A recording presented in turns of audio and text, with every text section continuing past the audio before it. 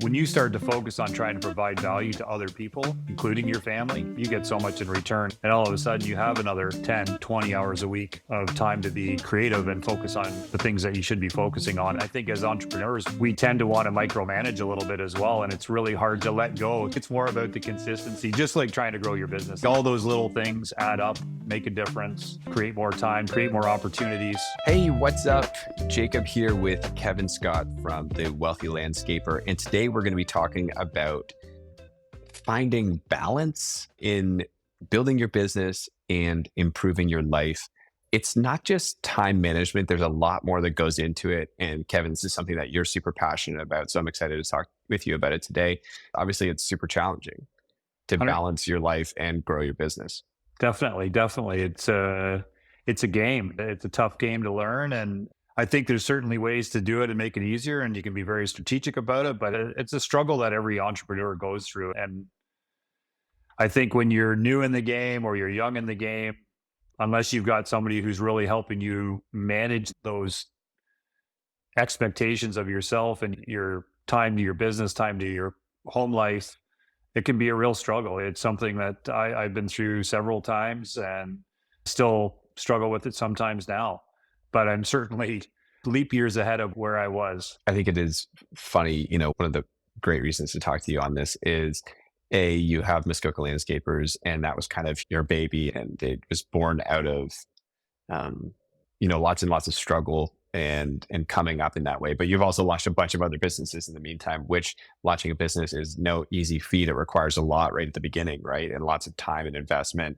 And then also some at the tail end as well, as you're trying to sort of offload or move on or sell or whatever it is. How has your life gone with this and managing your businesses to growth, but also keeping your life? Like, let's talk about some concrete examples in your own life.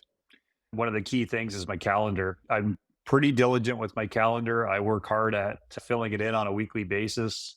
Anything that's not in it, things I need to schedule time for, whether that's a conversation I need to have or a game of golf or a workout or dinner with my wife or time with my kids, whatever it might be, I try and slot it in. And I think not too long ago, I read the Dan Martell book, and he speaks a lot about buying back your time and, just a conscious effort into planning your schedule and then sticking to it. And, you and I have had this conversation before. It's so difficult because I think a lot of people get worried that it's a lot of work to build the calendar out in such a structured way, knowing that as an entrepreneur, you're going to be pulled in all these different directions, and it's so hard to stick to it. And anytime you have a little opening of time, you generally fill it with something that you've been carrying in the background or something you feel like you need to focus some energy on. But I think the key for me is letting my team know what my requirements are, letting them be privy to most of my calendar plan in each business,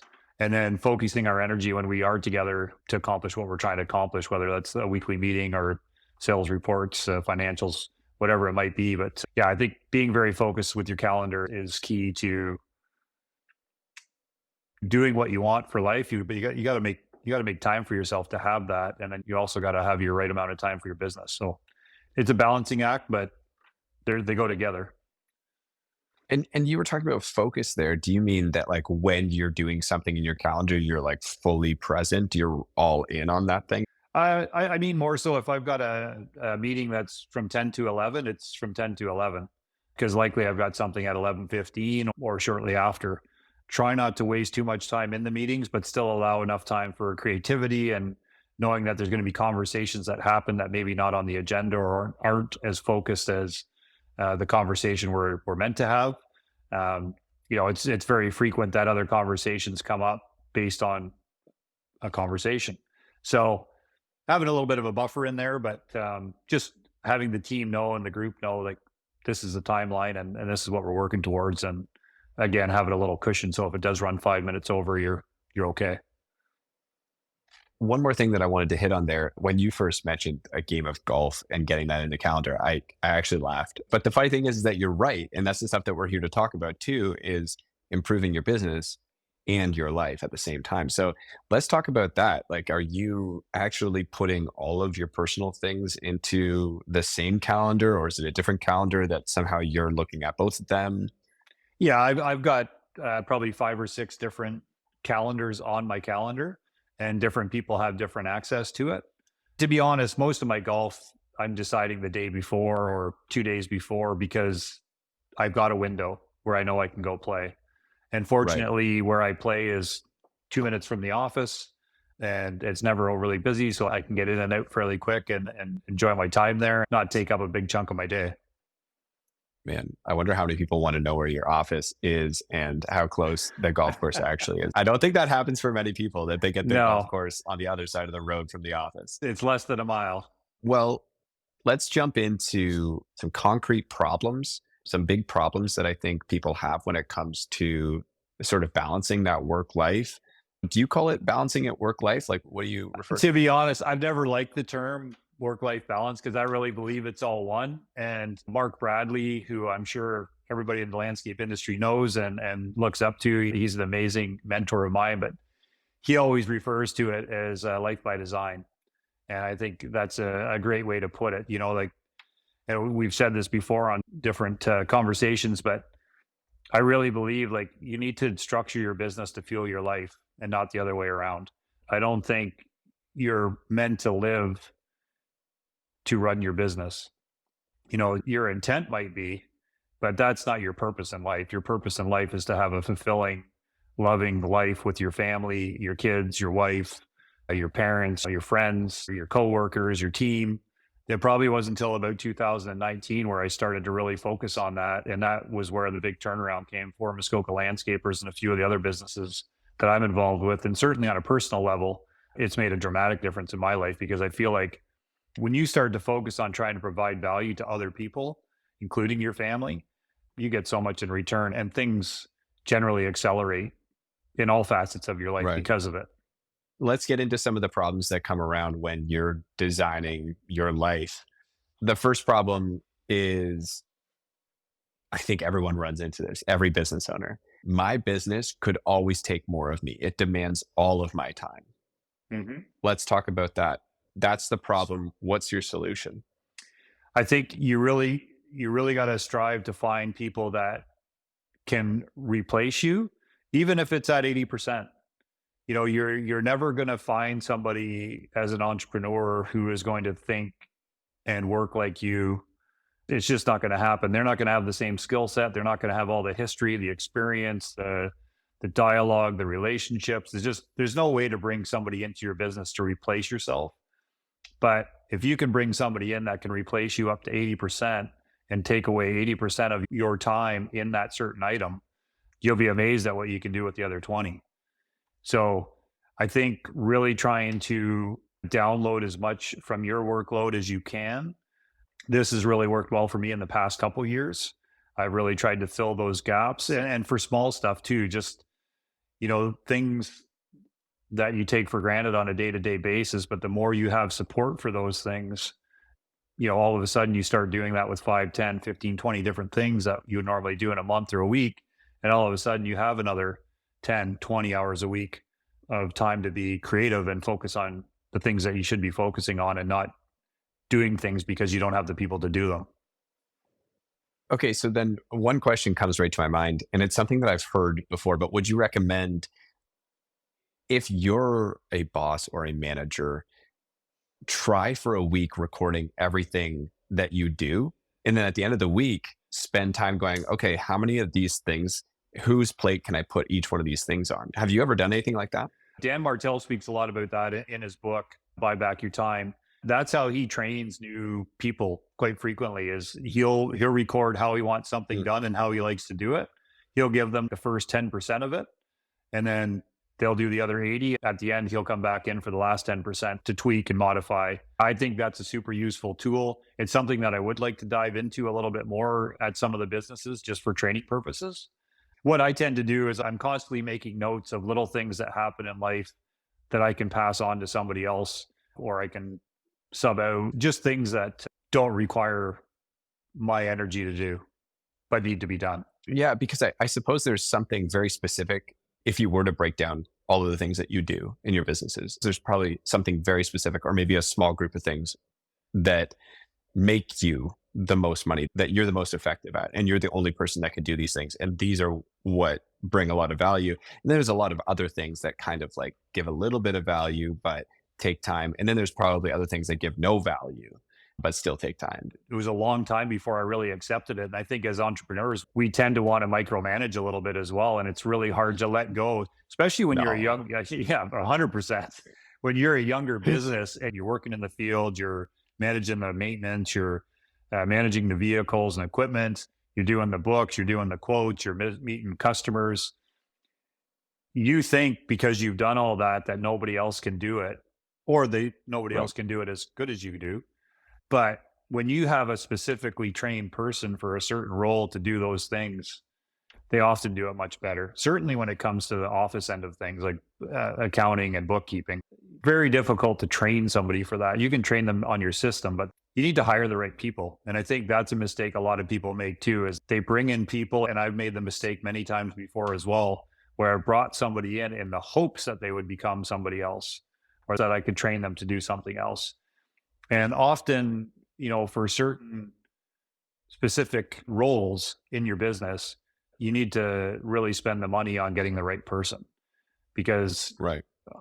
otherwise you'll beat your head off the wall trying to train them and you'll just end up being disappointed with where they end up. And it's not necessarily their fault. You just might not know enough about it to train them well.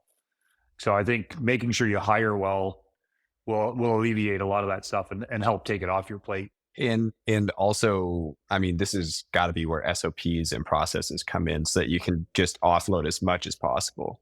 Definitely, definitely. And your SOPs will tell you who you need as well, what skills they need, what sort of Right. communication level do they need. And they also act as a great training tool and a referral for them when you do get a new person that starts. They can now see exactly when they're responsible to pass on their information, who gets it, who's CC'd, when it goes out, what day of the month, like all those types of things can be detailed in an SOP that make it very structured for when you bring in a new hire. Okay. Okay. Problem number two, personal time feels like a luxury that I can't afford. What do you think? You cannot not afford it. You could talk to 98 out of 100 entrepreneurs will say the same thing, that they feel like because they're working so hard in their business, they're doing it for their family. And this is a struggle that everybody gets into. And part of it's selfish because when you're an entrepreneur, you want to see your business succeed.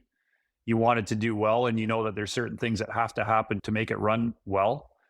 But ultimately, you're taking away from your family. And to think that by working till dark every night, you're benefiting your family or that's the reason you're doing it is a terrible solution.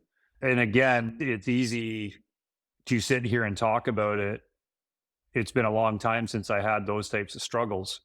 But man, I wish I could go back. And I think about when my kids were kind of 3 till 10, 11. That was probably when I really started to gain a lot of my time back and be able to be more involved.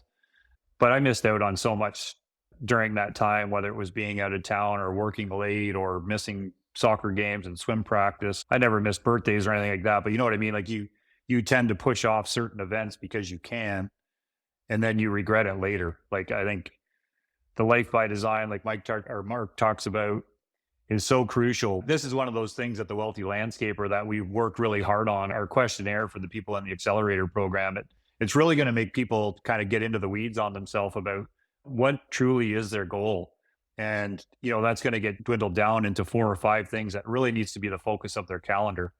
And if that's more time with my kids or more time with my wife or 2 dinners a week with my family or whatever it is, once you have things like that in place and you have some metrics to work towards, it's a lot easier to measure. And often when you start focusing on those things, you tend to accelerate how quickly you start doing them more often, whether that's in growing your business or growing your time at home, being more present for family events.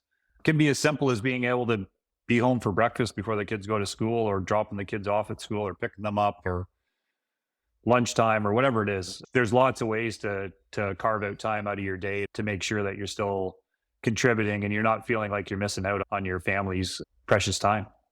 And you do that personally by blocking off your calendar, right?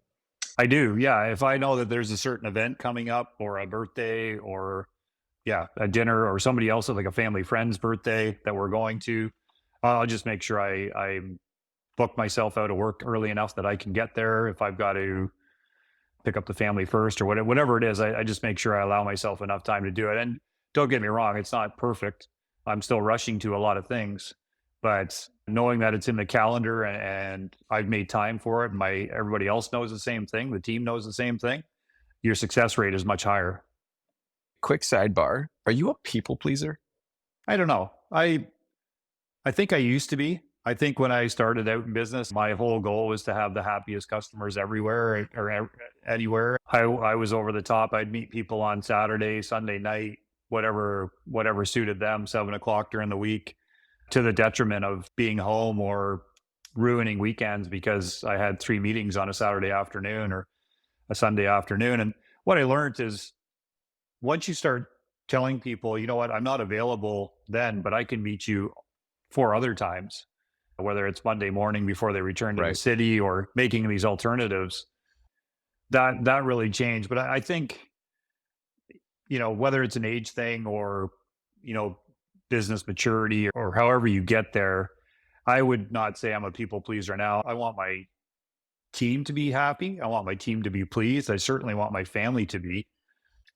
And I certainly try and uh, do the things I need to do to make that happen as much as I can. Um, but that's for a tight group. That's for a tight group. It's not for everybody.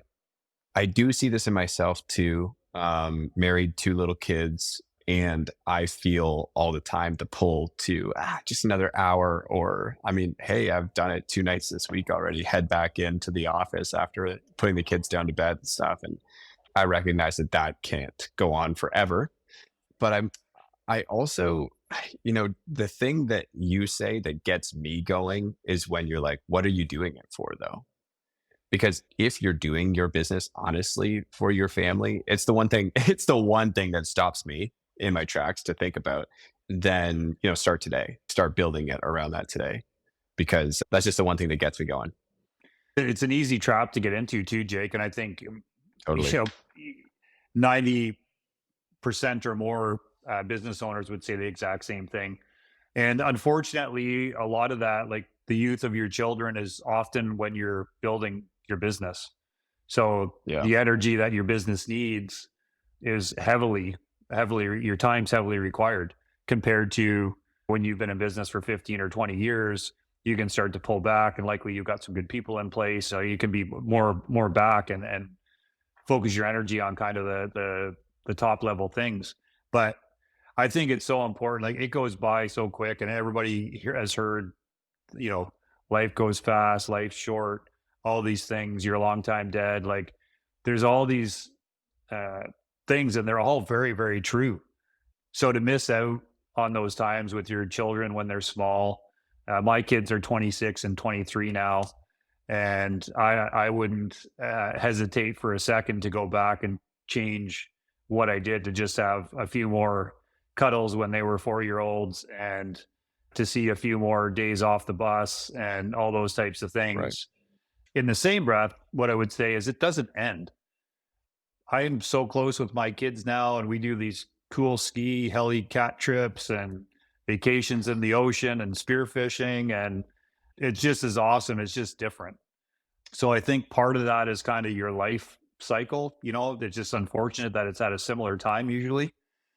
But I think everybody, no matter how much your business needs you or what stage you're at in business, when your children are young, I mean, that's when the imprinting's happening the most.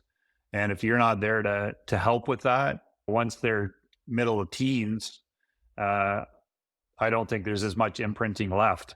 So, you know, those first 10, 12 years of a child's life are so crucial for how they're probably going to be the rest of their life. So I think everybody can afford a little bit of time, like whether that's 2 hours a week on a certain day where you leave work at 3 o'clock, you pick them up, you go to the park, you go for ice cream, your wife meets you and you go for dinner, whatever it is, you go bowling. I don't know. There's 100 things you could do, but thinking that you can do it all year and then go for a 1 week vacation somewhere and cram it all in, it's unrealistic. And it's not the Right. same. Your children and your wife are so appreciative to have your time when you're there and focus time. But often as entrepreneurs, we've always got like, you know, these, I keep doing this, but it's like this Couple thing in the things. back, right? Like, um, Yeah, yeah, yeah. so I think it's more about the consistency, just like trying to grow your business. It's all about consistency. Like all those little things add up, make a difference, attribute to a better life, create more time, create more opportunities. And it starts by just blocking off that time. Yeah. And Yeah. let's face it, we can all do it. It's more, again, back to like sometimes as an entrepreneur, you get selfish about your business and you feel like so invested in it. It's will to succeed. It's hard not to get sucked back in, but you got to be able to like break Yeah. away and know that that's special time, whether it's a long weekend or you're leaving early Friday afternoon. It could be as simple as them coming to you for lunch when you have really young kids. I was fortunate when I was in the golf business. I'd be all around Ontario. My wife would often come with the kids and just meet me at lunch. And we'd go sit somewhere on the property and they'd bring some takeout and we'd cram that time in. But back then I was also working 6 till 6 or 6 till 8. I definitely feel like I missed a lot. I'm making up for it now, but I'd give anything to go back and have a little more time when they were little. Yeah, I guess it's those strategies of how you do that, which is, yeah, just making those small steps of blocking off time. Yeah, and maybe creating that consistency, that consistent event, like you were saying, right? Start with one a week, Um, right? Start with one a week. right. Go to the movies on Tuesday nights or whatever. There's lots of things to do in life that are fun and are fun for everybody and that need to happen Do anyway, people whether still it's go to the dinner. movies? I like going to the movies still once in a while. Oh, oh, I love it. I love it. I do it for the gigantic Coca-Cola. Buttery popcorn. Yeah, exactly. Okay. Third problem, everything sounds good. But the third problem is you're not sure how to get started with balance. You're not sure how to design that life because everything is pulling you. Family wants more from you. Business wants more from you. If I only had a little bit more money, I could afford to do more things with my family. How do you get started? What's the first step? Well, for one, if you were to talk to your family, like really talk to them, having you to go walk in the forest for free, they'd be just as happy to do that as for you to take them on a trip to Disneyland. I mean, maybe that's not a great comparison, but you know what I mean? Like they would be very Yeah. thankful. Like the money can't be the main driver. And I think a lot of the problem with it is people don't want to take the time because they think it's too much work. And I'm a big believer in vision boarding. I think unless you really get some things that you really want out of life on a vision board, 3 years out, 5 years out, and vision boarding's amazing. And to be honest, when I was younger, I didn't believe it. But the more you have it, I do it in my businesses now as well. We're actually updating ours at landscapers right now. But it is amazing how many things you're taking off the old one, right? Like some things that you didn't intentionally even work at. So that's exciting because you're accomplishing those things that you wanted 3 years ago or 5 years ago, and you've got a structured way to get there. So I think that's a start. I think again, back to the wealthy landscaper, if you get that questionnaire and you really are honest with it about what you want, because if you do a vision board, you're going to have 20 things on there that you want. You need to narrow that down to like these five are a must. I got to do these five. And if one of those is your family or focusing on family or more time with family or whatever it is, that's got to Hmm. be one of your top five things in your calendar, right? And then you got to determine, okay, what does that look like for me? Is it 5 hours a week? Is it every weekend? Whatever that's going to look like for you, that needs to be a priority as well as the other five. The rest of the stuff that you're wanting out of life need to be in the background, but not necessarily your focus. You can be working towards them, and maybe those five others that you're working on more vigorously will help you get the other things. But I think it's so important to have a goal because, again, if you don't have something to measure against or track against, even in life, you go nowhere. Like you just, if you've got nothing to aim at, you'll miss every time. The hardest thing, like anything, is starting. And the more effort you put into it, the more success you'll have with it. I mean, for me, accountability is huge. So, what do you think the benefits of having a community of people around you working on similar things is? It's massive. It's like I've got two or three really good friends in my life that I'm very close with, and they will be the first to tell me, "You're full of shit. You need to do this. Why'd you do that?" And they'll call me on my shit. And you need to do that with yourself. You need to be able to do that with yourself. And again, it's one of those things that you keep talking about a calendar, but you need some time to reflect as well. And you can't just say, "Oh, when it slows down and I'm on vacation, I'm going to think about it," because now you're taken away from your family again. You're on vacation and you're, you know, thinking about work. Yeah. It's important to have community. It's important to utilize that community. And it's important to have people in your circle, especially your inner circle, that will call you out when they need to. Because no matter how diligent you are and how much effort you put into the things that you're working on, inevitably you'll get steered off somewhere.